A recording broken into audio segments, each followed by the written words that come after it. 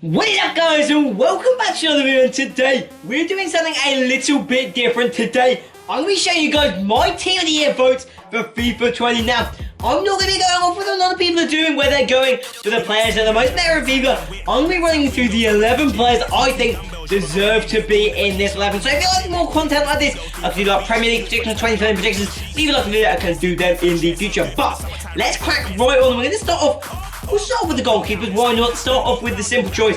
Now, I say simple choice. You got 5 keepers that have all been top keepers.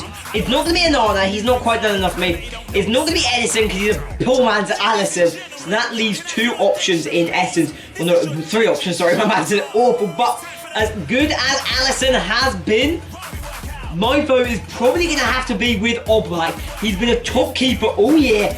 And let's stick him in. That's not how you do it. You just do it like this. But Oblak is going to be the first man into the side. And we're going to shift on to the defenders. Now this is where we've got a fair bit of choice in which to choose from. I shift along here and we're almost into the midfielders actually. But I think the first man that everyone can agree on is going to have to be Virgil van Dijk. He has to be. Well, he's arguably the best player in the world at the moment. You could definitely argue that point. And then alongside of it, centre-back, you've got options, or you've got 2 options that I think are your main 2 choices. Koulibaly's good, Ramos has been solid, but neither of them get the vote. It's been Laporte and Manchester League. And for me, it's going to be double Dutch. That's what we're going for. Manchester League, like, get in the side. We've got our centre-back sorted. Then on to the left-back spot. Now, you've got a couple of options here as to who you want to go for, and I haven't really thought this one through entirely. Basically, I'd say probably got Jordi Alba versus Robertson, but then we're actually going to look at the right back spot in comparison, and the question is, who we want? We've got Trent, Kimmich, Robertson and Alba, and I'm tempted to say you can interchange the fullback, so we're going to argue that one, and I think in that respect, my vote goes to Trent over Robertson. I think he's a more critical player and it's just come through so strong that he get my vote, but also Kimmich is such a top player that I don't want to drop him either. So what we're going to do is we're going to move Kimmich and we're going to play him at the right back spot, and then we're going to have a quick change of mind, and no we're not, we're going to stick with Trent. Trent's going to come in and Trent's going to play right back actually. I'm messing that up all the time, but Trent's going to go right back and Kimmich at the left back spot. So that is the defence done. Kimmich, I feel, although is very underrated for me. Now midfielders, first up, looking through these options, there's been a lot of top players, but nobody's hit top 4. That's the thing that's difficult about this. So if we're looking at options, Fabinho's not a vote for me. I don't think he's been that top class. None of these first few going to go in.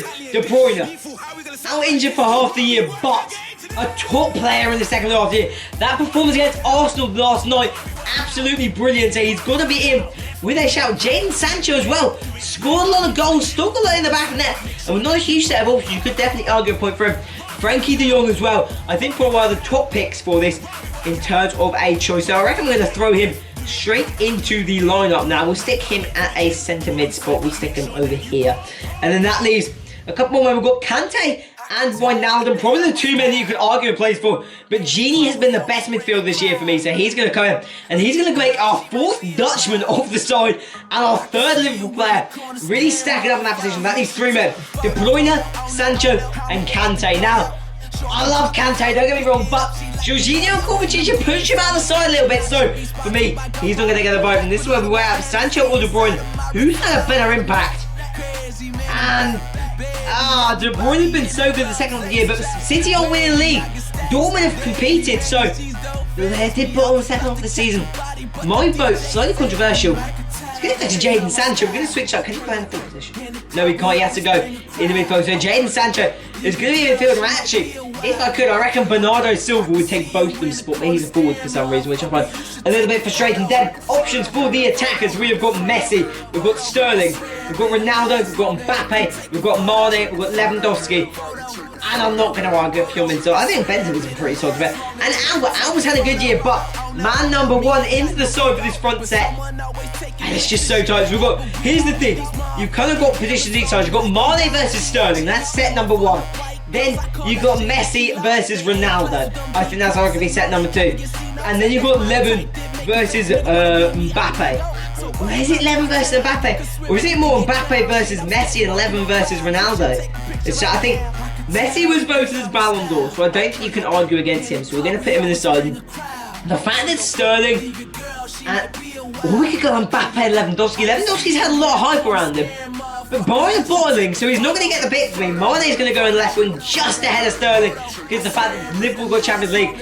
And then up front, I think it's going to have to be this man. It's going to have to be Kylian. So I think we might see our first team of the year for me without Cristiano Ronaldo. So this is going to be my team of the year. What do I do? No, we're going to stick with it. We're going to stick. I'm still torn. No, we're going to make one final switch, in fact. It's not going to be Kevin De Bruyne. It's actually going to be all the way back. I should have just pressed the button to go to the goalkeeper, but I don't want two Liverpool players inside, but I think he deserves the spot. He's done well in the Copa America, and even Football Twitter's managed to argue this one. So this is the lineup. I've made my positive. Alisson just picked over Oblak. Oblak, I saw a very good argument, like Godin, a top player of the year, but never quite managed to get it because of his lack of trophies. So here is my team of the year for 2019. We've got Alisson, Kimmich, De Ligt, Van Dijk, Trent, De Jong, Wijnaldum, Sancho, Mane, Mbappe, and Lionel Messi. Leave in the comments down below who you would go for. And there we go. There is my bar. I'm not going to click on Twitter.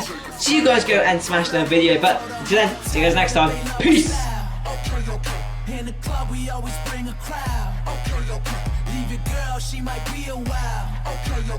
I can see you in the corner staring, motherfucker. You should take a photo.